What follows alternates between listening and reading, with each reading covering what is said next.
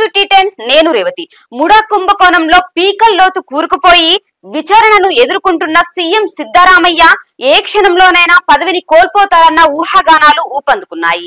అదే సమయంలో ఆ పీఠాన్ని చేజెక్కించుకోవడానికి కొందరు నేతలు జోరుగా ప్రయత్నాలు ప్రారంభించారు. ఇప్పటికే ముడా కేసులో ఈడీ, లోకాయుక్త పోలీసులు దర్యాప్తును ముమ్మరం చేశాయి. జోరుగా నేతల మంతనాలు. ఎస్సీ వర్గానికి చెందిన సీనియర్ మంత్రులు పరమేశ్వర, మహదేవప్ప, ఎస్టీ వర్గానికి చెందిన సతీష్ జార్కిహోలీ ఇటీవల కలుసుకోవడం రాజకీయంగా ప్రాధాన్యం సంతరించుకుంది. అంతకు ముందు డిప్యూటీ సీఎం శివకుమార్ కూడా పరమేశ్వర, జార్కిహోలీతో విడివిడిగా సమావేశమై మంతనాలు జరిపారు.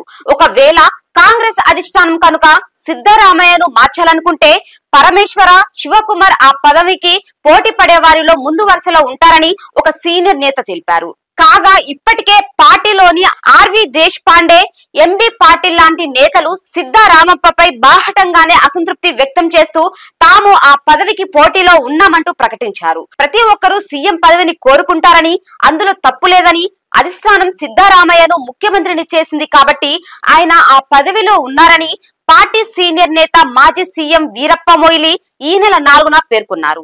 ఆయన 5 ఏళ్లు సీఎం గా కొనసాగుతారా అన్నది అధిష్టానం ఇష్టమని, సిద్ధరామయ్య దిగిపోవాలంటూ పార్టీ నుంచి ఎలాంటి ఒత్తిడి లేదని ఆయన అన్నారు.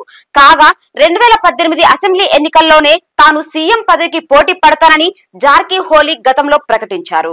ముడా కుంభకోణంలో సిద్ధరామయ్య పీకల్లోతు కూరుకుపోయిన ఆయనకు అధిష్టానం అండగా ఉందన్న ప్రచారం జరుగుతున్నది. ముడా కుంభకోణంలో సిద్ధరామయ్య పీకల్లోతు కూరుకుపోయిన ఆయనకు అధిష్టానం అండగా ఉందన్న ప్రచారం జరుగుతున్నది. తమను అధికారంలోంచి దించేయడానికే కేంద్రంలోని బీజేపీ కేంద్ర దర్యాప్తు సంస్థలను, గవర్నర్ వ్యవస్థలను పావుగా వినియోగించుకుంటున్నదని, బీజేపీ ఎత్తులను బ్రేక్ వేయాలంటే సిద్ధునే సీఎం గా కొనసాగించాలని అధిష్టానం భావిస్తున్నట్టు ఆ వర్గాలు తెలిపాయి. ముడా కుంభకోణంలో పూర్తి ఆధారాలతో సిద్ధరామప్పపై ఆరోపణలు ఉన్నాయని, ఆయన అందులోంచి బయటపడడం దాదాపు అసాధ్యమని పార్టీలోని కొందరు నేతలు పేర్కొంటున్నారు.